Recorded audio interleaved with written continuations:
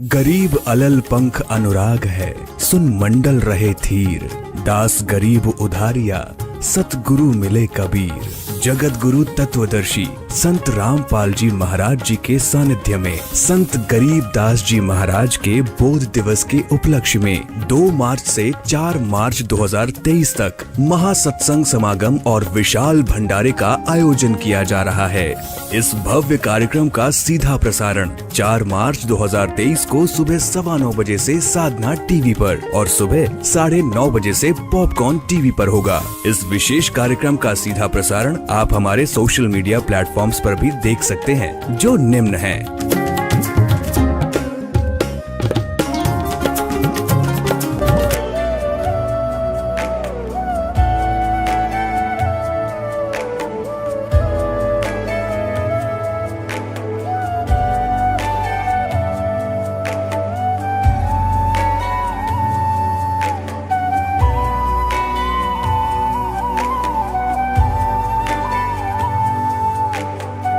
पूर्ण परमात्मा पाप कर्म दंड को भी काट सकता है। अभी तक जिस भी संत व महापुरुष से मिले, उन्होंने यही बताया कि पाप कर्म फल भोगने से ही समाप्त होगा। वो प्रभु कौन है जो पाप कर्म को काट देता है, वो काल के बंधन से छुड़वा देता है। उसका क्या नाम है, पूजा की विधि क्या है? कृपया अवश्य सुनिए जगत गुरु तत्वदर्शी संत रामपाल जी महाराज के अमृत वचन। कहते हैं जगत का पेखना पेख्या, धनी का नाम ना लेखा। जगत का पेखना पेख्या, धनी का नाम ना लेखा। कि धनी माने उस समर्थ भगवान का तो किधर जिक्र भी नहीं। जगत का पेखना पेख्या के उसने न्यू कर दिया। हनुमान ने राम नाम लिख दिया, पत्थर तिर गए। नर नील के हाथ में शक्ति थी, पत्थर तिर गए। रामचंद्र जी ने पत्थर तिरा दिए। कहते हैं जगत का पेखना पेख्या, एक दूसरे को तुम करे, उसने ऐसे कर दिया। जिसने ये किया उसका जिक्र भी नहीं। धनी का कि नाम ना लेखा। अब परमात्मा कबीर जी बताते थे, समझाया करते, काटे बंधन विपत में, कठिन कियो संग्राम। चिन्नो रे नर प्राणिया, ये गरुड़ बड़ो के राम। हम क्या सुना करते थे, कहते हैं नागफास एक जो है यंत्र छोड़ दिया, नागफास। क्योंकि सिद्धि से लड़ाइयाँ हुआ करती थी पहले, सिद्धि से तीर चलते थे। वो नागफास एक ऐसा यंत्र था, उसमें से कहते हैं और कई हजार लाखों करोड़ों नाग उत्पन्न हो गए, सांप। और उन सर्पों ने रामचंद्र जी, लक्ष्मण, हनुमान, अंगद समेत पूरी सेना को जकड़ दिया, जैसे ईंख बांध दिया करें। नो हाथ और चारों तरफ सांप लिपट गए, उनका कत्ती नीचे लेकर ऊपर तक ऐसे फड़ कर गया। हाथ नो के नो रह गए सबके, यानी पूड़ी सी बांध के खड़ी कर दी। अब कहते हैं उस समय गरुड़ को याद किया श्री रामचंद्र जी ने, गरुड़ पक्षी को। और गरुड़ पक्षी ने आकर फिर वह सांप काटे, वह सर्प काट दिए सारे। तब भगवान श्री राम बंधन मुक्त हुए। अब परमात्मा कबीर जी कहते हैं, अरे तुम्हारे हृदय माथे की कहाँ गई, विवेकहीन हो गए तुम। काटे बंधन विपत में, कठिन कियो संग्राम। और चिन्नो रे नर प्राणिया, ये गरुड़ बड़ो के राम।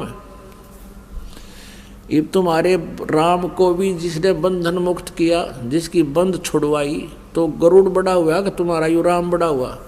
कहते समुद्र पाट लंका गयो,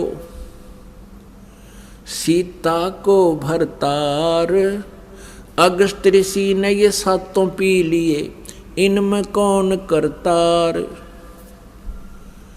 तुम एक बात से ये मानते हो कि भगवान श्री रामचंद्र जी ने समुद्र पर पुल बना दिया अपनी शक्ति से, तुम्हारी बात बड़ी कर लेते हैं। यदि आप इसी आधार से इनको समृद्ध शक्ति मानते हो कि समुद्र के ऊपर से पुल बना लिया, और इस समुद्र को, 7 समुद्रों को अगस्त ऋषि ने पी लिया था एक के घूंट में, और जो श्री रामचंद्र जी के लिए पहाड़ हो रहा था उसको समुद्र पुल बनाने मुश्किल हो रही थी उसको, तो इनमें कौन करतार? अगस्त ऋषि शक्तिशाली हुआ, श्री रामचंद्र हुआ जिसने 7 समुद्र पी लिए अगस्त ऋषि ने। फिर तुम श्री कृष्ण जी को भगवान मानते हो, उनमें से एक ये भी आधार पॉइंट बनाते हो कि भगवान श्री कृष्ण जी ने गिरिराज पर्वत को उठा लिया था, गोवर्धन पर्वत को उठा लिया था। अब परमात्मा कहते हैं गोवर्धन श्री कृष्ण धार्यो, द्रोणोगिरी हनुमंत, शेष नाग सब सृष्टि उठारा, इनमें कौन भगवंत। हनुमान जी ने तो द्रोणागिरी पर्वत पहाड़ उठाया, श्री कृष्ण जी ने गोवर्धन उठा लिया, और तुम लोक वेद सुनाते हो, तुम्हारी पौराणिक कथाएं हैं पौराणिक के शेष नाग ने सारी सृष्टि, सारे ब्रह्मांडों को अपने सिर पर धर रखा, वो अपने फन पर रखे हुए हैं। फिर तुम उस शेष नाग बड़ा हुआ, तुम्हारा श्री कृष्ण बड़ा हुआ, जिस पृथ्वी के ऊपर एक छोटे से टुकड़े को श्री कृष्ण ने उठाया और इस पृथ्वी समेत उठा रहा शेष नाग, तो कौन भगवान हुआ? अपने आत्मा तत्व ज्ञान के अभाव से हम अभी तक उआ बाई का ज्ञान सुना करते थे।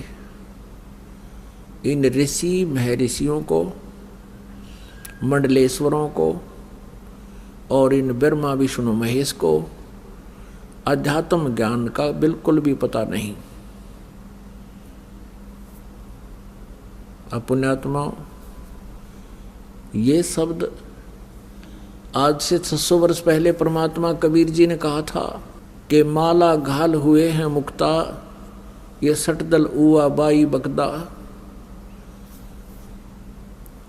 इनको कोई ज्ञान नहीं है, ये उआ बाई बक रहे हैं, इनको वेद ज्ञान नहीं है। अब यहाँ थोड़ा सा प्रमाण देंगे आपको कि ब्रह्मा विष्णु महेश जी को भी ज्ञान नहीं, क्योंकि श्री ब्रह्मा जी को इस ब्रह्मांड के अंदर सबसे अधिक ज्ञाता माना जाता है वेदों का, और ब्रह्मा जी से ही ज्ञान सुना श्री विष्णु जी ने, और ब्रह्मा जी से ही ज्ञान सुना श्री शिव जी ने। अब अपने पुराणों में, अपने ही सदग्रंथों में प्रमाण आपको दिखाएंगे कि न तो श्री विष्णु जी को आध्यात्मिक वेदों का ज्ञान नहीं था, न ब्रह्मा जी को, और न ही सतयुग के ब्राह्मणों को। जब सतयुग के ब्राह्मणों को नहीं पता, ऋषियों को, ऋषि को होते ब्राह्मण को, तो फिर और अन्य युग वालों का तो जिक्र छोड़ दो। अब आपको दिखाते हैं श्री देवी भागवत। गीता प्रेस गोरखपुर से प्रकाशित है। इसके कौन है संपादक? संपादक है हनुमान प्रसाद पोदार चिमनलाल गोस्वामी। प्रकाशक एवं मुद्रक हैं गीता प्रेस गोरखपुर, गोविंद भवन कार्यालय कोलकाता का संस्थान है। ये इनके फैक्स और फोन नंबर है। ये देखिएगा, इस पवित्र पुराण के पहले स्कंद में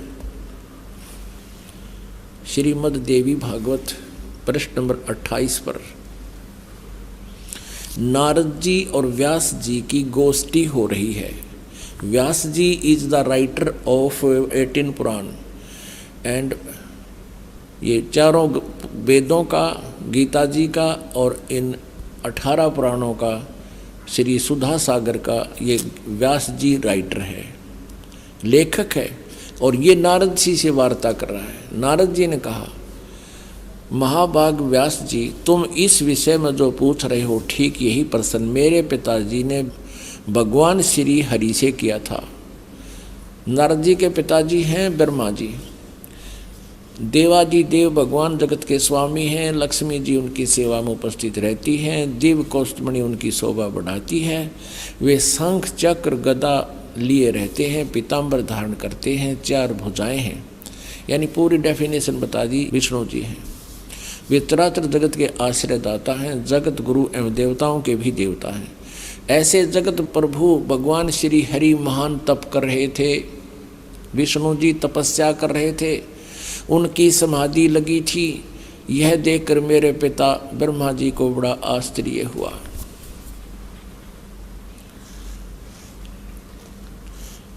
अतः उन्होंने उनसे यानी ब्रह्मा जी ने विष्णु जी से जानने की इच्छा प्रकट की। ब्रह्मा जी ने पूछा, प्रभु आप देवताओं के अध्यक्ष, जगत के स्वामी और भूत भविष्य एवं वर्तमान सभी जीवों के एकमात्र शासक हैं। भगवान फिर आप क्यों तपस्या कर रहे हैं और आप किस देवता की आराधना में ध्यान मग्न हैं? मुझे असीम आश्चर्य तो ये हो रहा कि आप देवेश्वर यानी सब देवों के मालिक, सब भगवानों के भगवान, ब्रह्मा जी विष्णु को कह रहा भगवानों के भगवान है, एवं सारे संसार के शासक होते हुए भी समाधि लगाए बैठे हैं। अब विष्णु जी ने क्या उत्तर दिया? ब्रह्मा जी के विनीत वचन सुनकर भगवान श्री हरि बोले, ये वचन बोले। श्री हरि उनसे कहने लगे, ब्राह्मण सावधान होकर सुनो, मैं अपने मन का विचार व्यक्त करता हूँ। देवता, दानव, मानव सब यही जानते हैं कि तुम सृष्टि करते हो, मैं पालन करता हूँ और शंकर संहार किया करते हैं। किंतु फिर भी वेद के पारगामी पुरुष अपनी युक्ति से यह सिद्ध करते हैं कि रचने, पालने और संहार करने की यह योग्यता जो हमें मिली है, इसकी अधिष्ठात्री शक्ति देवी है। वे कहते हैं कि संसार की सृष्टि करने के लिए तुम में राजसी शक्ति का संचार हुआ है।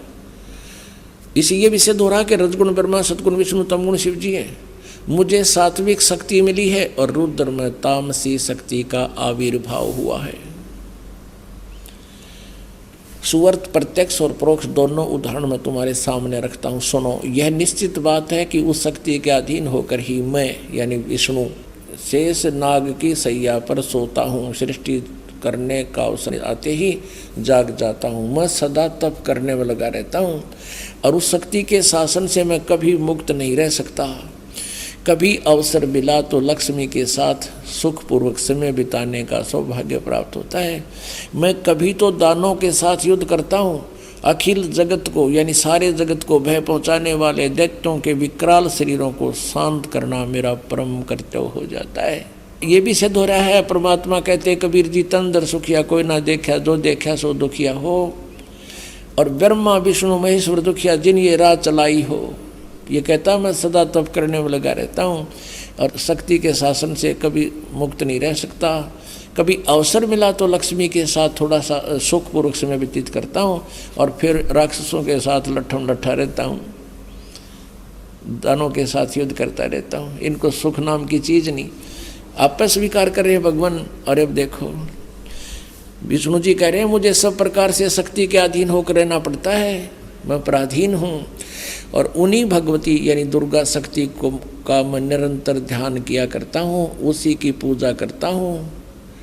ब्रह्मा जी मेरी जानकारी में, मेरे स्पिरिचुअल नॉलेज में इस भगवती शक्ति से बढ़कर दूसरे कोई देवता नहीं।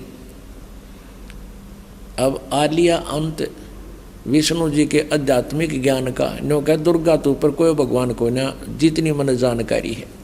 अब पुण्यात्माओं, ये हैं श्री विष्णु जी के आध्यात्मिक ज्ञान के वचन।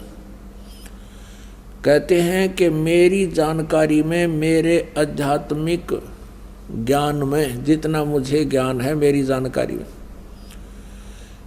दुर्गा जी से ऊपर कोई परमात्मा नहीं है, कोई देव नहीं है। ये सुप्रीम पावर है, इसलिए मैं इसकी भक्ति करता हूं। अब पुण्यात्माओं, इससे आपको अंडरस्टूड होगा कि ना तो नारद ने ज्ञान, ना व्यास को ज्ञान, न ब्रह्मा को ज्ञान, क्योंकि वो विष्णु जी को सर्वेश्वर बता रहा है, सारे जगत के पालक, सबके शासन, फिर तुम भी ध्यान लगा रहे हो। और ये कहते हैं भगवान श्री विष्णु जी कह रहे हैं कि मैं कितना दुखी, पहले तो तप करता हूँ, घोर तप करता हूँ, बैटरी चार्ज करता है ये अपनी, ये काल के जाल के आधार से, और फिर राक्षसों को मारता सिद्धि शक्ति से। वो पाप इसके बैड अकाउंट में लिखे जाते हैं और बैटरी डिस्चार्ज हो जाती है, फिर तप करके चार्ज करता है। और खुद स्वीकार करते हैं भगवान विष्णु जी के मैं महादुखी हूँ, कभी तो तप करता हूँ, फिर राक्षसों के साथ युद्ध करता हूँ, कभी समय मिला थोड़ा बहुत तो लक्ष्मी के साथ कुछ समय के लिए रह पाता हूँ, ना तो यहाँ ऐसी दुर्गति हो रही है। और यहाँ परमात्मा कहते हैं तंदर सुखिया कोई ना देखा, जो देखा सो दुखिया हो, उदय अस्त की बात करे मन सब का करा विवेका हो। कहते हैं साच कहूँ तो जग नहीं मानने, पर झूठ कही ना जाई हो, ये ब्रह्मा विष्णु शिव जी दुखिया जिन ये राह चलाई हो। अब पहले तो हमारा नाम जचती थी ब्रह्मा विष्णु महेश भी कैसे दुखी, अब ये स्वयं स्वीकार कर रहे हैं भगवान श्री विष्णु जी। पहले तो घोर तप करता हूँ, तप करना कोई बालकों का खेल है, सारे पसीने छूट जाए, हरकती आंत इकट्ठी हो जाए आदमी की, और फिर लड़ाई करे। लड़ाई तो एक गेला तेरी नो के मन बहुत गुनों के साथ युद्ध करना पड़ता राक्षसों के साथ, तो इनको कहाँ सुख हुआ। तो इससे आपको पता लग जाएगा कि आप कितने सुखी हो सकते हो इस लोक में। जिनको हम सुप्रीम पावर मान्या करते थे, जिनको हम महासुखी मान्या करते थे, भगवान मान्या करते थे, ये आप पे महादुखी। और फिर इनके ये स्पिरिचुअल नॉलेज का अपना पता लग गया, आध्यात्मिक ज्ञान का। श्री विष्णु जी को कितना ज्ञान कि मैं देवी तो ऊपर को भगवान ना जानता। अब श्री देवी जी क्या कहती हैं 562 पृष्ठ पे देखिएगा, हिमालय को उपदेश दे रही हैं। श्री देवी दुर्गा जी कहती हैं हिमालय को, और ब्रह्म के बारे में जानकारी दे रही है। 7वां स्कंद, ये 7वां स्कंद संक्षिप्त देवी भागवत 562 पृष्ठ पे है। देवी के द्वारा हिमालय को ज्ञानोपदेश और ब्रह्म स्वरूप का वर्णन। अब श्री देवी जी कहने लगी पर्वतराज, अब पहले तो ये अपनी बताती है कि मेरी भक्ति करत इतनी कर, लेकिन इससे मोक्ष मोक्ष कुछ को न्या। अब कहती है उस ब्रह्म का क्या स्वरूप है यह बतलाया जाता है, जो प्रकाश रूप सबके अत्यंत समीप में स्थित हृदय रूप गुहा में स्थित होने के कारण गुहाचर नाम से प्रसिद्ध है और महान पद अर्थात परम प्राप्य है। वह समस्त प्रजा के ज्ञान से परे है और किसी की बुद्धि में आने वाला नहीं है, यह तुम जानो। जो प्रकाश रूप, जो सूक्ष्म से भी अत्यंत सूक्ष्म, जिसमें संपूर्ण लोक और इन लोकों में निवास करने वाले प्राणी स्थित हैं, वही यह अक्षर ब्रह्म है। अब यहाँ ब्रह्म के स्थान पर अक्षर ब्रह्म कह रही है, और वही सबके प्राण है, वही सबकी वाणी है, वही सबके मन, और वही परम सत्य और अमृत अविनाशी तत्व है। सौम्य उस वेदने योग्य लक्ष्य का तुम वेदन करो, मन लगा कर उसमें तन्मय हो जाए। सौम्य उपनिषद में कथित महान अस्त्र रूप धनुष लेकर अब यहाँ आ जाते हैं। ये धनुष तो इनका पर्वण बता दिया, जीवात्मा बाण है और ब्रह्म उसका पाणा उद्देश्य, यानी ब्रह्म की साधना करो, ओम का जाप करे, जीवात्मा करे। अब दुर्गा फाइनल करती है कोई पूजा नहीं करनी, मेरी भी नहीं करनी, उस एकमात्र परमात्मा को ही जाने, दूसरी सब बातों को छोड़ दे। यही अमृत रूप परमात्मा के पास पहुंचाने वाला पुल है। ओहो, स्पष्ट कर दिया कि और सब छोड़ दो पूजाएं। संसार समुद्र से पार होकर अमृत स्वरूप परमात्मा को प्राप्त करने का ये सुलभ साधन है। आगे देखो, इस आत्मा का ओम के जप के साथ ध्यान करो। इससे अज्ञान में अंधकार से सर्वथा परे और संसार समुद्र से पार उस पार जो ब्रह्म है उसको पा जाओगे, तुम्हारा कल्याण हो। और वो कहाँ रहता है? वह यह सबका आत्मा ब्रह्म ब्रह्म लोक रूप दिव्य आकाश में स्थित है। यानी ओम नाम से ब्रह्म प्राप्ति है और ब्रह्मलोक प्राप्ति है। अब ब्रह्मलोक में चले जाओगे, ओम नाम का जाप करो। ये दुर्गा जी बता रही है। अपने आत्माओं, दुर्गा जी ने बता दिया कि ब्रह्म इज कंप्लीट गॉड, इसकी भक्ति करो, इसका ओम नाम है, ब्रह्मलोक में चले जाओगे। बस अब गीता जी अध्याय नंबर 8 के श्लोक नंबर 13 में गीता ज्ञानदाता ये ब्रह्म है, श्री कृष्ण जी में प्रवेश करके बोल रहा है ये। और वो कह रहा है कि ओम इति एकाक्षरम ब्रह्म व्यवहारन माम अनुसमरण यह प्रयाति तजंदेहम स याति परमाम गतिम। मुझ ब्रह्म का, माम ब्रह्म, मुझ ब्रह्म का ओम एक अक्षर है, यह है बस, नथिंग एल्स। उच्चारण करके सिमरण करता हुआ ये प्रयाति तजंदेहम, जो शरीर छोड़कर जाता है, स याति परमाम गतिम, वो इस ओम से मिलने वाली परम गति को प्राप्त होता है। वो परम गति क्या है? ब्रह्मलोक प्राप्ति है। 8वें अध्याय के 16वें श्लोक में गीता ज्ञानदाता ये ब्रह्म कहता है कि ब्रह्मलोक पर्यंत भी सभी पुनरावृत्ति के अंदर है। जो ब्रह्मलोक में गए हैं उनका भी जन्म और मृत्यु होगा ही होगा, वो पूर्ण मोक्ष प्राप्त नहीं करते। ब्रह्मलोक भी जाने के बाद वापस प्राणी आते हैं। और गीता जी अध्याय नंबर 4 के श्लोक नंबर 5 और 9 में अपने आप कहता है गीता ज्ञानदाता के अर्जुन तेरे और मेरे बहुत जन्म हो चुके हैं, तू नहीं जानता है। गीता जी अध्याय नंबर 2 के श्लोक नंबर 12 में खुद कहता गीता ज्ञानदाता कि अर्जुन तेरे और मेरे पहले भी जन्म हुए थे, तू ना ये ना समझ के हम और ये राजा लोग केवल अभी विद्यमान हैं, हम पहले भी थे, आगे भी होंगे। यानी जन्म मृत्यु आपकी हमारी सदा बनी रहेगी। गीता जी अध्याय नंबर 8 के श्लोक नंबर 1 में अर्जुन ने पूछा कि भगवान आपने 7वें अध्याय के 29वें श्लोक में जिस तत्परम के बारे में कहा कि तत्परम को जानकर और जो आध्यात्मिक पूरे आध्यात्मिक ज्ञान से परिचित हो जाते हैं, तत्परम से परिचित हो जाते हैं और सब कर्मों से परिचित हो जाते हैं, वो केवल जरा और मरण से छूटने का ही प्रयत्न करते हैं। तो वो किम तत्परम 8वें अध्याय के प्रथम मंत्र में पूछा। गीता ज्ञानदाता ने 8वें अध्याय के 3रे श्लोक में उत्तर दिया कि वो परम अक्षर ब्रह्म है। 8वें अध्याय के 5 और 7 में अपनी साधना के लिए कहा कि तू मेरी भक्ति कर, मुझे प्राप्त होगा। 8वें अध्याय के 8, 9, 10 श्लोक में कहा कि उस परम अक्षर ब्रह्म की जो साधना करता उसको प्राप्त होगा। अध्याय नंबर 15 के श्लोक नंबर 1 से लेकर 4 और 16 और 17 में 3 प्रभु बताए हैं। उल्टे लटके हुए संसार रूपी वृक्ष, ये संसार रूपी वृक्ष है, जड़ उसकी पूर्ण परमात्मा समझो। तीनों गुण रूपी शाखा, रजगुण ब्रह्मा, सतगुण विष्णु, तम गुण शिवजी रूपी शाखाएं जानो। और जो संत उल्टे लटके हुए संसार रूपी वृक्ष के सभी विभाग बता देगा, जड़ कौन है, तना कौन है, डार कौन है, शाखा क्या है और पत्ते कौन है, सवेदवित, वो तत्वदर्शी संत है। गीता जी अध्याय नंबर 4 के श्लोक नंबर 34 में कहा कि अर्जुन उस तत्व ज्ञान को जो 4थे अध्याय के 32वें श्लोक में कहा, जिसके विषय में कि वो सच्चिदानंद घन ब्रह्म की वाणी में ब्रह्मणे मुखे विस्तार से कहा गया है, जो भगवान ने स्वयं आकर बताया है। परम अक्षर ब्रह्म ने वो ज्ञान, वो कबीर वाणी, वो तत्व संत, वो तत्व ज्ञान है। उस ज्ञान को तू तत्वदर्शी संतों के पास जाकर समझ, उनको दंडवत प्रणाम करने से, कपट छोड़कर प्रसन्न करने से वो तत्वदर्शी संत तुझे उस परमात्म तत्व का ज्ञान करावेंगे।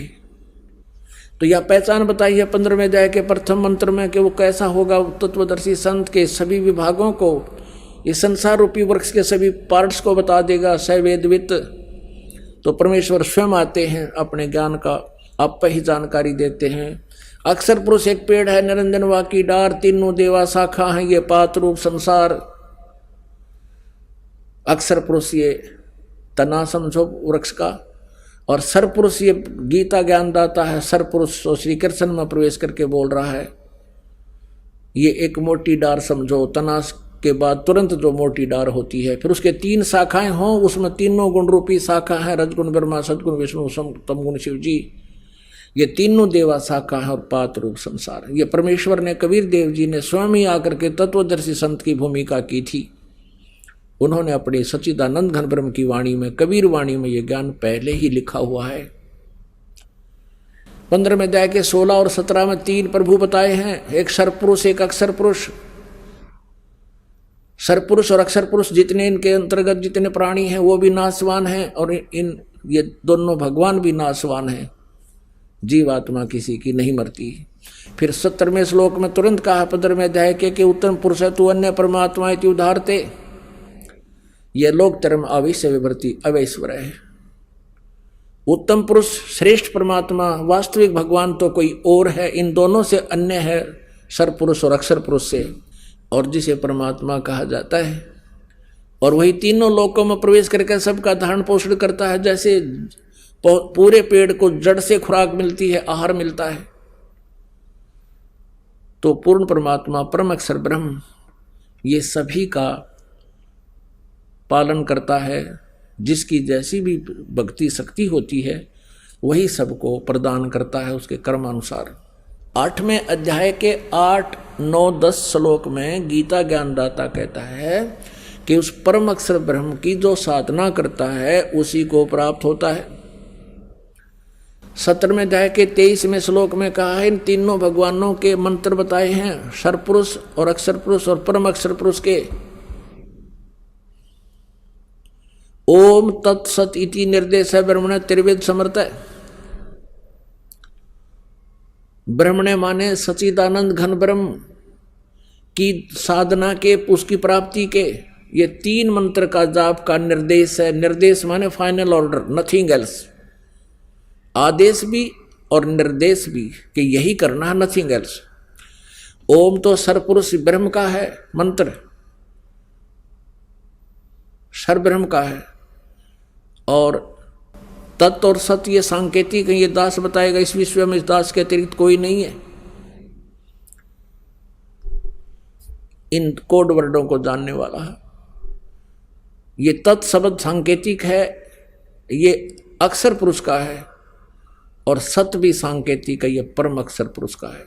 तो गीता जी अध्याय नंबर 8 के श्लोक नंबर 8, 9, 10 में कहा है कि जो उस तत्वदर्शी संत से, उस परमात्मा के पाने की विधि प्राप्त करके जो उसकी साधना करता है, उस भक्ति की शक्ति से, उस मंत्र के जाप से, वो उस परम अक्षर ब्रह्म को ही, उस परम परमेश्वर को ही प्राप्त होता है।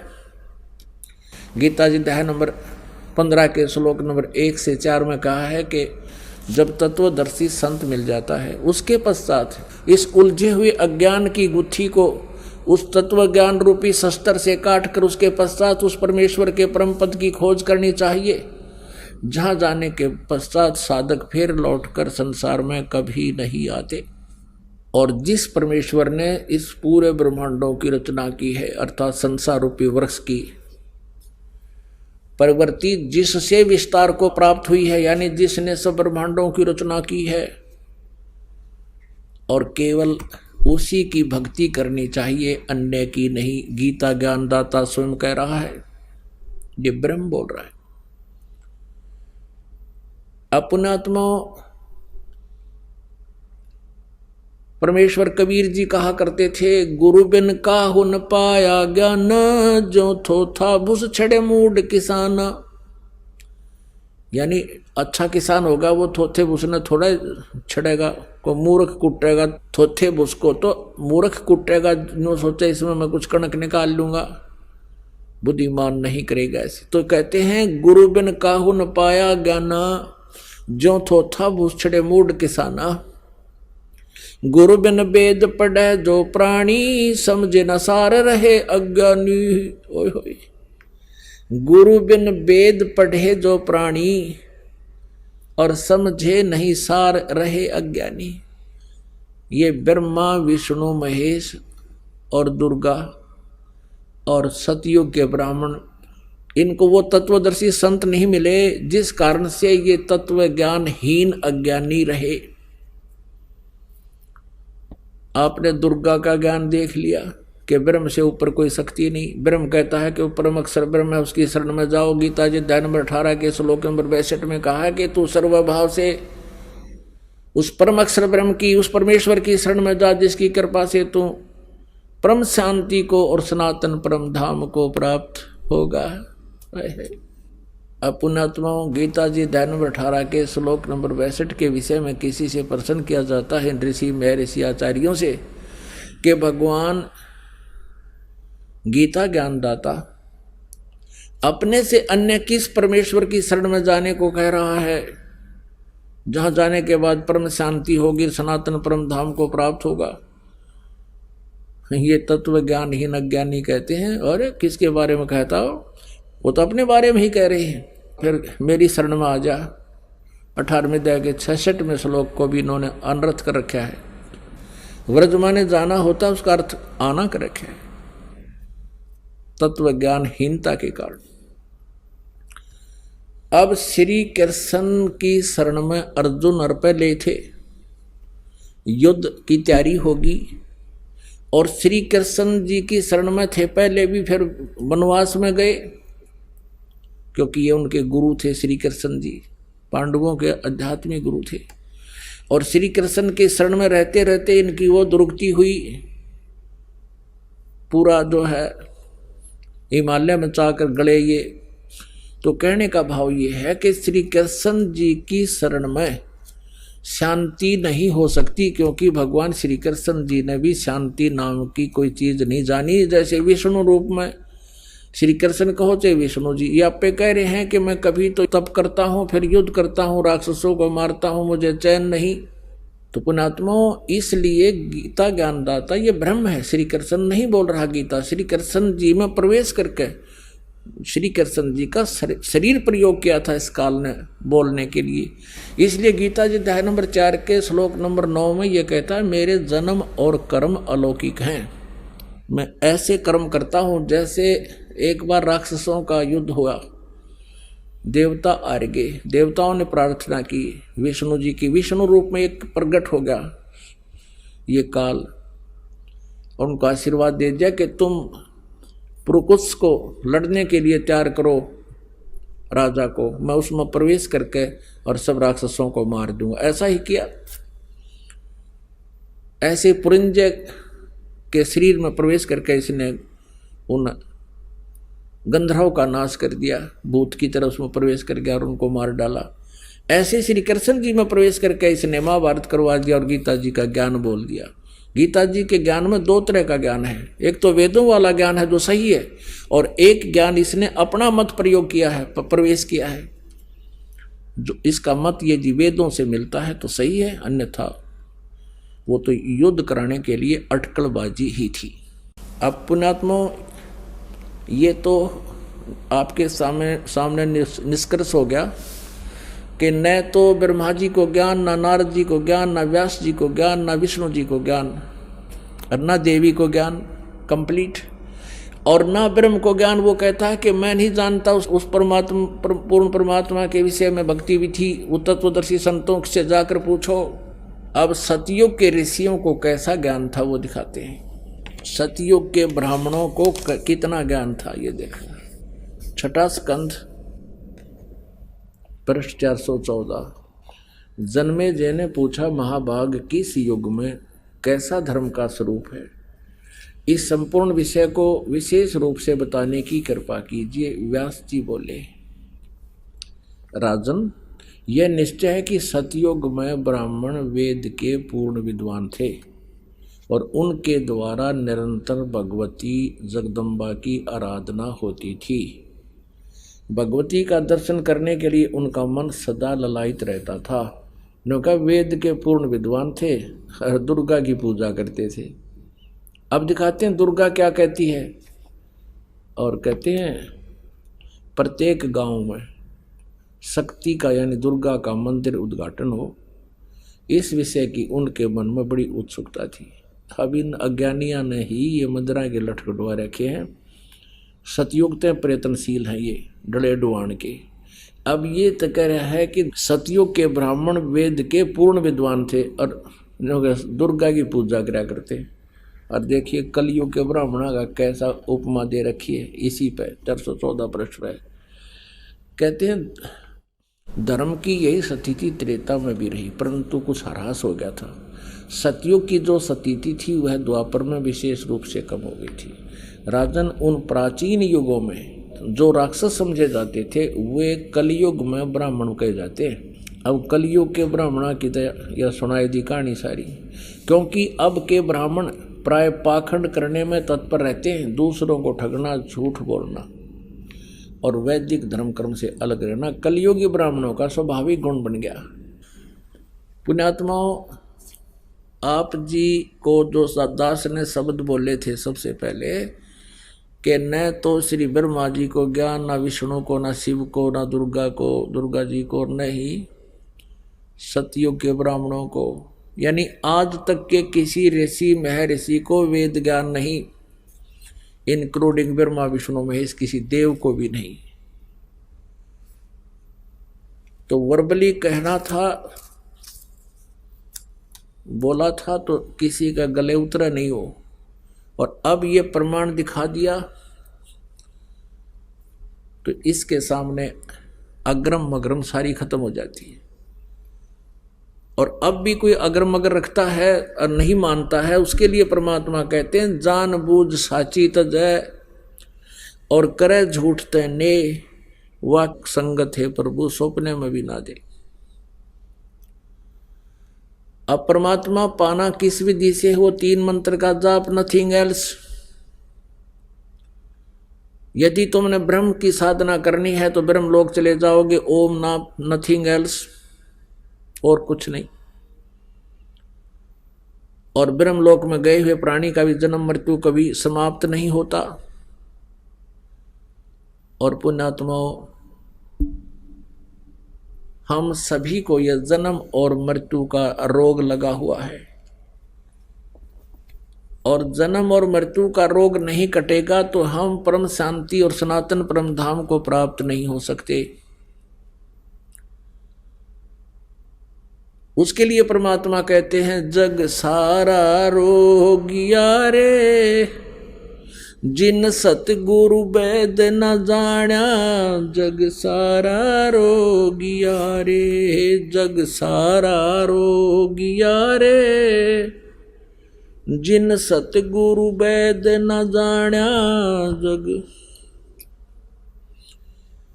जग सारा रोगिया रे, जिन सतगुरु वैद न जाण्या, जग।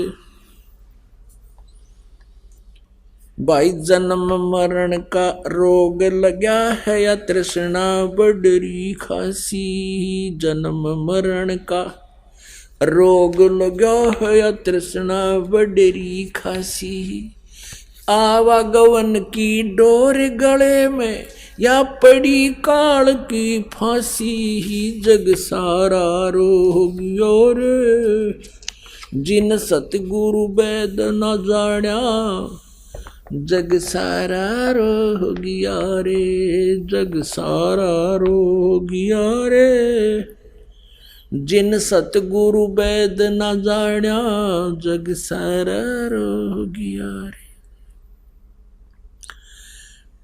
भाई देखा सच्चा सतगुरु कोई है न पूजे, इन झूठों जगपतियासी, सच्चा सतगुरु कोई है न पूजे, इन झूठों जगपतियासी, अंधे की बाँ गई अंधे ने, ये मार्ग कौन बतासी, जग सारा रोगिया रे, जिन सतगुरु वैद न जाण्या, जग सारा रोगिया रे, जग सारा रोगिया रे, जिन सतगुरु वैद न जाण्या, जग सारा रोगिया रे। भाई देखा देखी गुरु से बन गए, किया न तत्व विचारा, देखा देखी गुरु शिष्य बन गे, किया न तो तब विचारा। गुरु शिष्य दोनों के सिर पे यू काल ठोक पंजारा, जग सारा रो गया रे। जिन सतगुरु वेद न जान्या, जग सारा रो गया रे, जग सारा रो गया रे। जिन सतगुरु वेद न जान्या जग। भाई सार शब्द सर जीवन बूटी, गैस गैस अंग लगावे। सार शब्द सर जीवन बूटी, गैस गैस अंग लगावे। कहे कबीर तुम सतकर मानो, ये जन्म मरण मिट जावे। जग सारा रो गया रे, जिन सतगुरु वेद न जान्या। जिन जग सारा रो गया रे, जिन सतगुरु वेद न जान्या। जग सारा रो गया रे।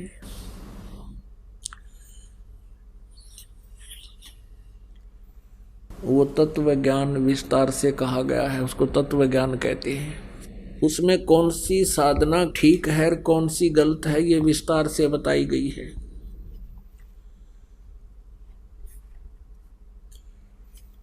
उससे ज्ञान ग्रहण कर और तत्वदर्शी संत ही उस ज्ञान को ठीक ढंग से समझा बुझा पाएंगे। तो क्या लिखा है सच्चिदानंद घन ब्रह्म की वाणी में? सट दर्शन सट बेख कहावे, बहुविध धुंधु धार मचावे। तीर्थ व्रत करे तर बीता, ये वेद पुराण पढ़त हैं गीता। यो भी बैदा है बैधे से भेद अलैदा, यो भी बैधा। चार संप्रदा 52 दवारे, जिन्हों नहीं निज नाम बेचारे। ये माला घाल हुए हैं मुक्ता, सट दल उवा बाई बकदा। हाय हाय। परमात्मा ने 600 वर्ष पहले ये बात कही थी और फिर अपनी प्यारी आत्मा गरीबदास जी को आके बताया था। अब गरीबदास जी बता रहे हैं कि सट दर्शन, ये सट भेष कहा है। 6 प्रकार के ये दर्शनी हैं। 6 प्रकार के, जैसे गिरी, पुरी, नागा, सन्यासी, वैष्णव, इस प्रकार की ये 6 प्रकार के हैं। 10 नामी जिनको कहे हैं, कहते ये 6 प्रकार के ये पंथ चले हुए हैं। और इनकी भक्ति देखे लोग ढूंढा ठाई दिखे और कहेगा पता नहीं। सट दर्शन सट भेख कहावे, भवविद धुंधु धार मचावे। धुंधु धार कैसे? कोई तो ऊपर न पैर कर रहा है, नीचे न सिर कर कर खड़ा तपस्या कर रहा है। कोई खड़ा ही तपस्या कर रहा है, कोई बैठ कर धुनिया के ऊपर तप कर रहा है, कोई झरनों के अंदर खड़ा है, कोई पानी में खड़ा है, और कोई किसी प्रकार की कोई योग अभ्यास में लगा है। ऐसा दिखे जन ढूंढा ठारे हैं। अब परमात्मा कहते हैं सट दर्शन सट भेख कहावे, बहुविध धुंधु धार मचावे। और तीर्थ व्रत करें तर बीता, वेद पुराण पढ़त हैं गीता। ये 4 संप्रदा 52 द्वारे, जिन्हों नहीं निज नाम बेचारे। ये माला घाल हुए हैं मुक्ता, ये सट दल उआ बाई बकदा। अब ब्रह्मा विष्णु महेश तक और सब दुर्गा तक और कलियुग के ब्राह्मणों तक आपने देख लिया, सतयुग के ब्राह्मणों तक, ये सब उआ बाई बकदे हैं। किसी के पास यथार्थ ज्ञान नहीं। कहते हैं गीता और भागवत पढ़े, ना बुझ शब्द ठिकाने नु। गीता और भागवत पढ़े और वेदों को पढ़े, किसी के पास यथार्थ नाम नहीं। कोई कहे हरे हरे राम राधे श्याम राधे श्याम, बोला बस कोई नाम जप लो, उसी से मोक्ष हो जा। अरे गीता जी को नित्य पाठ करो।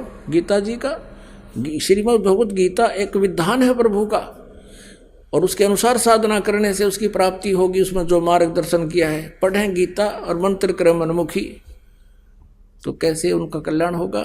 7 जन्म भी नहीं हो सकता। आप भी नरक में और साथ में गुमराह करने के दोषी हो रही है संत और ऋषि मंडलेश्वर आचार्य। बैरागी बैराग न जाने, बिन सतगुर नहीं चोट निशाने।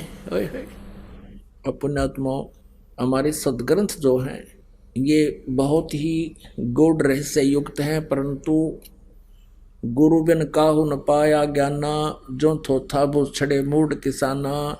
गुरु बिन वेद पढ़े जो प्राणी, समझे ना सार रहे अज्ञानी। सुखदेव ने 84 भुगती, बना पजावे खरवो। तेरी क्या बुनियाद पुरानी, तू पेंडा पंथ पकड़वो। सुखदेव जैसे ऋषि को भी रास्ता नहीं मिला, 84 लाख योनियां भोग के गधा बना पजावे खर, खर माने गधा। और तेरी क्या बुनियाद पुरानी, तू पेंडा पंथ पकड़े। वो कौन सा कि तत्वदर्शी संत की खोज कर। आइए अब हम उन श्रद्धालुओं के अनुभव जानते हैं जो जगत गुरु तत्वदर्शी संत रामपाल जी महाराज जी से दीक्षा प्राप्त कर चुके हैं तथा उनके द्वारा बताए गए भक्ति मार्ग पर चल रहे हैं। नमस्कार जी। नमस्कार जी। क्या नाम है जी आपका? मेरा संतोष नाम है जी। बहन जी आप कहाँ से आए हैं? करनाल से आई हूँ जी। बहन जी संत रामपाल जी महाराज से नाम दीक्षा आपने कब ली? 5 जुलाई 2018 को ली जी। संत रामपाल जी महाराज से नाम दीक्षा लेने से पहले क्या आप कोई भक्ति साधना भी करती थी? मेरा जन्म ब्राह्मण परिवार में हुआ जी और हमारे पिताजी वेद शास्त्रों को पढ़ते थे। बचपन से ही हम सुनते थे तो मन में एक बहुत ही जिज्ञासा हुई कि परमात्मा की प्राप्ति इस जन्म में अवश्य करनी है, चाहे मेरे को जंगलों में जाना पड़े, कोई गुरु बनाना पड़े, साधु भी बनना पड़े, ये बहुत ही इच्छा थी।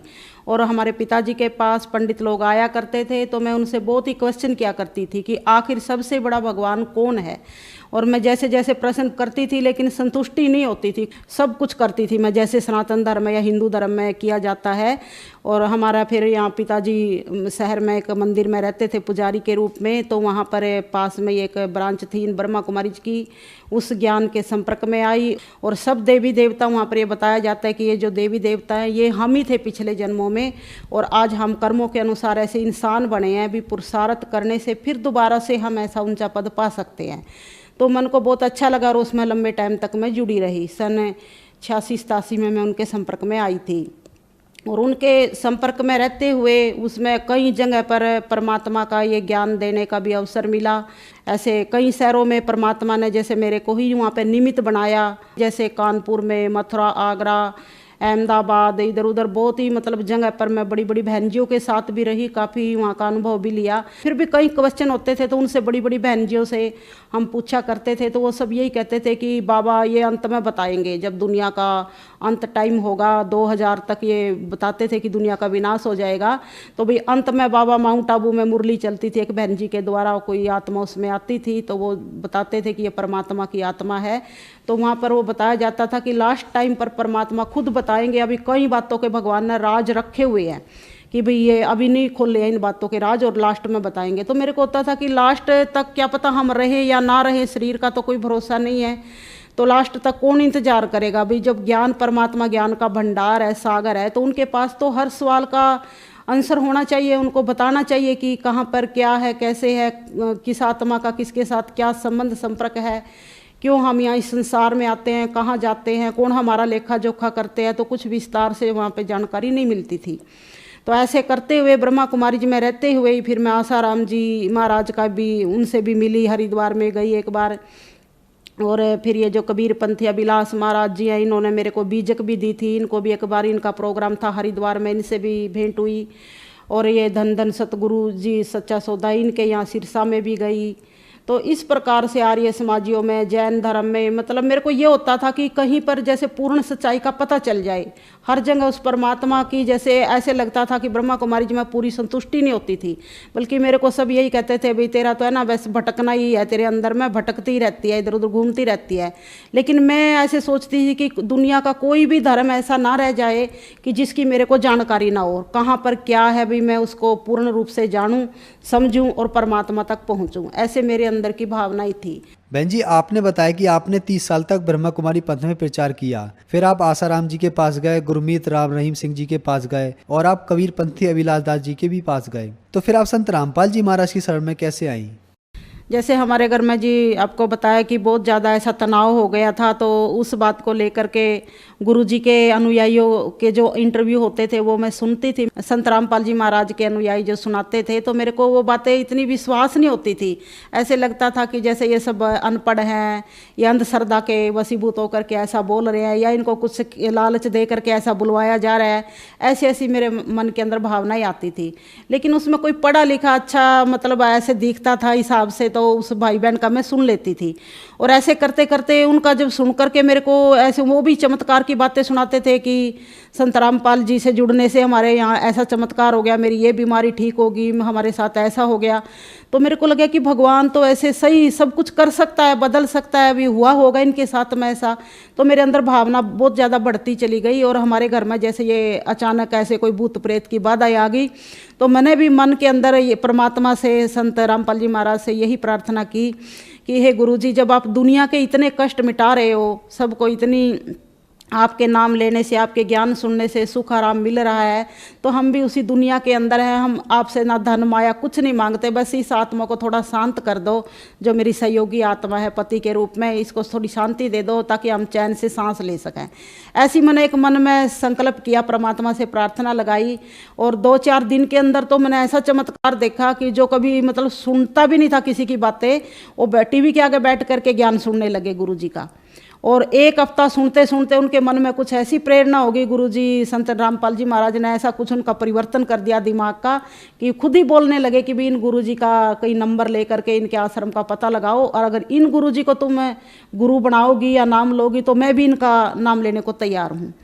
तो ऐसे करके मैंने फ़ोन मिलाए इधर उधर करके, जब पता चला कि भी हमारे पास में हरियाणा में कौन कौन से ये नामदान केंद्र हैं, और कुरुक्षेत्र में फिर मेरी कोई भावना ऐसी नहीं थी कि मैं नाम लूँगी, क्योंकि मैं तो अपने आप को एक बहुत ही जैसे सर्वानंद जी की तरह ऐसा समझती थी कि मैं तो इतने बड़े बड़े गुरु महात्माओं से मिली हूँ, मेरे अंदर तो खुद ही इतना ज्ञान है, मैं गुरु तो किसी को बनाऊँगी नहीं, लेकिन सुनना मेरे अंदर सबकी एक मेरी भावना थी कि भी सबकी मैं सुनूँ कौन क्या कहता है। तो ऐसे में उनके साथ आकर के भी चलो ये नाम लेंगे तो अच्छी बात है। और इनके साथ में मैं भी कभी इनका ना मैंने आश्रम देखा था संत रामपाल जी महाराज का, ना कभी इनके साक्षात दर्शन किए थे, ना किसी इनके अनुयायी से कभी मिली थी, और ना कोई मैंने बुक भी नहीं पढ़ी थी इनकी। एक बुक कभी मेरे को मिली थी 1 साल पहले, लेकिन वो ऐसे ही दबा करके रख दी थी, उसको पढ़ भी नहीं पाई थी, क्योंकि वो ज्ञान मेरे समझ में ही नहीं आया था। क्यों, हमारे को ब्रह्मा कुमारी जी में तो कुछ और ही टाइप का ज्ञान दिया जाता था, तो इस कारण वो मेरी बुद्धि इतना नहीं समझ सकी और मैंने उसको ऐसे ही रख दिया था। लेकिन जब मैं यहाँ कुरुक्षेत्र में पतिदेव के साथ में आई और उन्होंने नाम लेने के लिए वो तैयार हुए बैठे, तो मैं भी साथ में ही बैठ गई। और मन में ऐसे ही मतलब इतने हल्के रूप से मैंने नाम लिया था कि भाई चलो देख लेते हैं, आज तक कोई ज़िंदगी में ऐसा कोई मन से गुरु नहीं बनाया है, तो भी शायद कुछ हमारा उद्धार हो जाए। वैसे भी दुनिया कहती है भी गुरु बनाना जरूरी है, बिना गुरु के उद्धार नहीं है, मुक्ति नहीं है। संत रामपाल जी महाराज गुरु जी का ये नामदान लिया। मैं जी, हमने सुना है कि जो भी श्रद्धालु संत रामपाल जी महाराज से नाम दीक्षा लेते हैं उनको बहुत सारे लाभ प्राप्त होते हैं। क्या आपके साथ भी कुछ ऐसा ही हुआ कि संत रामपाल जी महाराज से नाम दीक्षा लेने के बाद आपको भी कुछ लाभ प्राप्त हुए? हाँ जी, बिल्कुल। पहली बात तो ये है कि मेरे अंदर जो एक ज्ञान की तड़फ थी, ज्ञान की इच्छा थी कि परमात्मा कौन है, कहाँ है, उसे कैसे मिला जाए, ये देवी देवता की क्या हिस्ट्री है, ये कैसे बनते हैं, कहाँ रहते हैं, मतलब इतने अलग अलग टाइप के ज्ञान सुन करके है ना, मेरी मन की जो स्थिति थी ऐसी हो गई थी कि बिल्कुल मैं इस जन्म में तो परमात्मा तो मिलना दूर रहा, मैं बिल्कुल मेंटल पागल हो जाऊँगी और पागल खाने में ही चली जाऊँगी इस ज्ञान के चक्कर में। क्योंकि इतने टाइप के ब्रह्मा कुमारी जी में से भी कम से कम 10-12 ऐसे ग्रुप बने हुए हैं, ऐसी उनके अंदर से अलग अलग शाखाएं निकली हुई हैं। कहीं विष्णु का अवतार, कहीं शंकर का अवतार, कहीं ब्रह्मा का अवतार, कहीं इंद्र का अवतार, कहीं दुर्गा का अवतार। उन सब के अलग अलग ज्ञान सुन सुन के बिल्कुल आत्मा है ना भ्रमित हो गई थी। और कोई किसी का पक्का अनुयायी था, कोई किसी का था, तो वो अपने के ही गुण गाते थे, निरपक्ष भाव से कोई बात ही नहीं करता था, ना कोई समझता था। लेकिन जैसे ही मतलब गुरु जी के इस ज्ञान में आगे आगे बढ़ती चली गई, सुनते रहे, किताबें भी पढ़ी, तो वैसे वैसे मतलब परमात्मा के ऐसे लगा कि बिल्कुल अब परमात्मा, पूर्ण परमात्मा की प्राप्ति हो गई है। अब कहीं मेरी आत्मा में जैसे पहले होता था कि वहाँ पर कोई अवतार है, वहाँ पे कोई महात्मा है, वो ज्ञानी ध्यानी है, बस मन में होता था कि जाऊँ उसके पास सुनूँ जा करके क्या ज्ञान है। अब कोई ऐसी मन में इच्छा नहीं है कि कहीं ज्ञान सुनूँ। अब ये लगता बस यही भगवान का दर है और यही पूर्ण परमात्मा है। अगर यहाँ पर कोई इच्छा अधूरी रहेगी तो कहीं पूरी हो ही नहीं सकती। सारी इच्छाएं जैसे यहीं पर पूर्ण होंगी। अगर थोड़ा बहुत मन में कुछ रहता भी है असल तो सारा पूरा ही हो चुका है। और एक हमारा बच्चा है, बेटा है, तो वो मतलब बिल्कुल ही पढ़ाई में नील था, बिल्कुल भी कोई दिलचस्पी नहीं रखता था। और अब +2 में था तो अब खुद ही कहता है कि मैंने इस साल कापियाँ तक भी नहीं बनाई। और इतना मतलब नाम तो ले लिया था उसने जैसे तैसे कहने सुनने से, लेकिन पढ़ाई में उसकी कोई रुचि नहीं थी। तो मन में यही था कि परमात्मा ही करेंगे, जो कुछ करेंगे, जो कुछ भी करेंगे वो अच्छा ही करेंगे, अगर फेल भी होगा तो अच्छा ही होगा। उसको खुद ही था कि मैं पास तो हो ही नहीं सकता, इसमें होता ही नहीं। और पढ़ाई में उसकी बिल्कुल भी आगे पढ़ने की भी कोई इच्छा नहीं थी, ज़बरदस्ती स्कूल जाता था। लेकिन सतगुरु रामपाल जी महाराज की कृपा से, कबीर भगवान की कृपा से वो बच्चा बिल्कुल पास हो गया है और उसको इस ज्ञान में भी पूर्ण रुचि है। वो भी नाम का जाप करता है, अब उसको भी सतनाम मिलने वाला है। और जो हमारे हस्बैंड है, पति है, वो भी इस ज्ञान में पूरी आस्था रखते हैं, मेरे से भी ज़्यादा रखते हैं। वो तो पूरा 2-3 टाइम बैठ करके 1-1, 1.5 घंटा मंदिर के हमारा सामने बैठ करके परमात्मा का ये आरती वगैरह सारा मतलब नियम से करते हैं, पूरे पक्के नियम के हैं। बहुत ही ज़्यादा मतलब इतना घर में क्लेश रहता था और हमारा घर बिल्कुल नरक जैसे ही बन गया था। और इतना रो रो के जैसे खून के आंसू रोने पड़ते थे, ऐसा लगता था कौन हमारे घर को संवारेगा। लेकिन संत रामपाल जी महाराज के ज्ञान में आने से, परमात्मा के जुड़ने से उनके अंदर बहुत ही परिवर्तन है। और मतलब मैं सोच भी नहीं सकती थी, मेरे लिए तो सबसे ज़्यादा यही बड़ा चमत्कार है कि वो किसी भी धार्मिक लाइन में मेरा सहयोग नहीं देते थे और विरोध ही करते थे और सबको गालियाँ ही देते थे, गुरु महात्माओं को। लेकिन संत रामपाल जी महाराज ने उनकी बुद्धि को बिल्कुल चेंज कर दिया है, आज वो बिल्कुल एक देवता की तरह बन गए हैं। तो मेरे लिए बहुत बड़ी ये चमत्कार की बात है जो हमारे घर में ही घटित हुई है। और जैसे जैसे फिर मेरे ही शरीर पर भी इतनी दवाइयाँ खाती थी, पूरा थैला साथ में लेकर बैठती थी, उठती थी, लेकिन यहाँ पूर्ण परमात्मा ने संत रामपाल जी के द्वारा जो ज्ञान दिया है वो उसमें पूरा ही हमारे शरीर की बीमारियां भी खत्म हो गई, दवाइयां भी छूट गई और हमारे घर में सुख शांति भी आ गई। और जैसा मतलब एक परिवार में एक स्वर्ग जैसा माहौल बन गया कि बच्चे ने भी स्वीकार कर लिया और पति ने भी ज्ञान मान लिया और मेरी आत्मा भी पूरी संतुष्ट होगी। जो एक भटकना थी कि सच्चाई कहाँ पर है, पूर्ण सच्चाई कहाँ पर है, पूर्ण परमात्मा कहाँ पर है, पूर्ण गुरु कहाँ पर है, वो मेरे को संत रामपाल जी महाराज के चरणों में आकर के मेरी वो बिल्कुल तड़प पूरी हो चुकी है और मैं पूर्ण रूप से परमात्मा की शरण में आ चुकी हूँ। बहन जी, हम आपसे एक सवाल पूछना चाहेंगे कि इस चीज को आपसे बेहतर कौन जानता है। आपने 30 साल तक ब्रह्मा कुमारी पथ में रहकर रिसर्च की भक्ति पर, फिर आप आसाराम जी के पास गए, गुरमीत राम रहीम सिंह जी के पास गए, अभिलाष दास जी के भी पास गए। आपके मन में रहता था कि ये आत्माएं कहाँ से आती हैं, कहाँ जाती हैं। फिर आप संत रामपाल जी महाराज की शरण में आए, आपको इन सब बातों की जानकारी मिली। तो हिंदू धर्म के कुछ श्रद्धालु कहते हैं कि संत रामपाल जी महाराज ब्रह्मा विष्णु महेश की भक्ति छुड़वाते हैं। ऐसे ही मुस्लिम धर्म, सिख धर्म, ईसाई धर्म के श्रद्धालु कहते हैं कि संत रामपाल जी महाराज हमारे धर्म की भक्ति छुड़वाते हैं। तो इसके पीछे क्या सच्चाई है? क्या संत रामपाल जी महाराज से नाम दीक्षा अगर किसी धर्म के व्यक्ति को लेनी है तो उन्हें क्या अपने धर्म की भक्ति छोड़नी पड़ेगी? संत रामपाल जी महाराज किसी भी धर्म की पूजा नहीं छुड़वाते हैं, बल्कि उनके ही धर्म ग्रंथों में क्या लिखा है उसको स्पष्ट करके विधिवत पूजा करवाते हैं। और कैसे हम उस पूजा से मुक्ति प्राप्त करें, ये परमात्मा के द्वारा, संत रामपाल जी महाराज के द्वारा पूर्ण शिक्षा मिलती है। तो सभी भाई बहनों से मेरा ये अनुरोध है, मेरी प्रार्थना है कि संत रामपाल जी महाराज के ज्ञान को कम से कम 2-4 महीना अवश्य सुनकर देखें। नाम तो आप जब आपको अच्छी तरह समझ में आ जाए भले तभी ले, लेकिन इस ज्ञान को समझे। मनुष्य योनि में, मनुष्य योनि तो एक अहम योनि है और योनियों की अपेक्षा, क्योंकि इस योनि में ही हम परमात्मा के ज्ञान को समझ सकते हैं। अगर ये अवसर हमने खो दिया तो फिर कभी भी हमको ये अवसर ज़िंदगी में नहीं मिलने वाला। इसलिए परमात्मा संत रामपाल जी महाराज के द्वारा जो ज्ञान दे रहे हैं, इस ज्ञान को आप घर बैठे टीवी के माध्यम से, आजकल तो इंटरनेट फ़ोनों के माध्यम से, बुकों के माध्यम से, कैसे भी हासिल करके इस ज्ञान को सुन के, समझ के और अपने मनुष्य जीवन का जो आपका लक्ष्य है उस लक्ष्य को पा सकते हैं। बहन जी, पहले आप 1986 से ब्रह्मा कुमारी पंथ से जुड़े रहे, उसके बाद आप आसाराम जी के पास गए और भी बहुत सारे गुरु आपने बनाए। तो क्या आपने कोई गलती तो नहीं की? क्योंकि लोग कहते हैं कि गुरु नहीं बदलना चाहिए, गुरु बदलना पाप है। जैसे कई लोग कहते हैं कि गुरु नहीं बदलना चाहिए, ये गलत हो जाता है। अगर गुरु बदलेंगे तो गुरु तो एक ही होता है। जैसे कई उदाहरण देते हैं कि भी जैसे पति होता है, खसम होता है, तो एक ही होना चाहिए, कहीं नहीं हो सकता। इसी प्रकार से वो गुरु की तुलना करते हैं। लेकिन गुरु जी के माध्यम से हमें ये इस बात की जानकारी मिली है कि अगर एक गुरु के पास हमें पूर्ण ज्ञान नहीं मिलता है, पूर्ण मुक्ति की प्राप्ति नहीं होती है, तो गुरु बदलने में, जैसे कोई मरीज होता है, अगर हमारा एक डॉक्टर से इलाज नहीं होता है तो हम दूसरा डॉक्टर बदलते हैं। तीसरा बदलते हैं, चौथा बदलते हैं, कई बदलने पड़ते हैं क्योंकि हम अच्छा होने की कामना रखते हैं। तो इसी प्रकार से गुरु भी हम बदल सकते हैं। परमात्मा कबीर साहिब ने भी ये गुरु जी के माध्यम से भेद खोला है कि भी हम गुरु बदल सकते हैं, और गुरु बदलने में ही हमारी जब भलाई है, हमको उससे अच्छी ज्ञान मिलता है, अच्छी प्राप्ति होती है, तो इसलिए हमें गुरु बदलने में कोई बुराई नहीं है।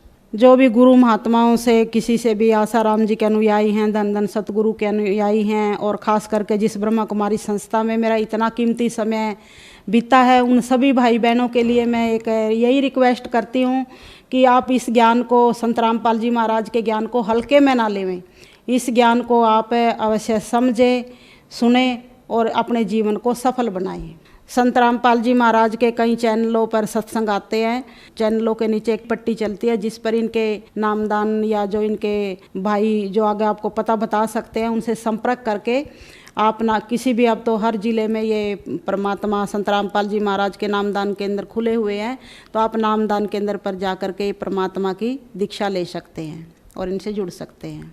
धन्यवाद बहन जी। सत साहिब जी।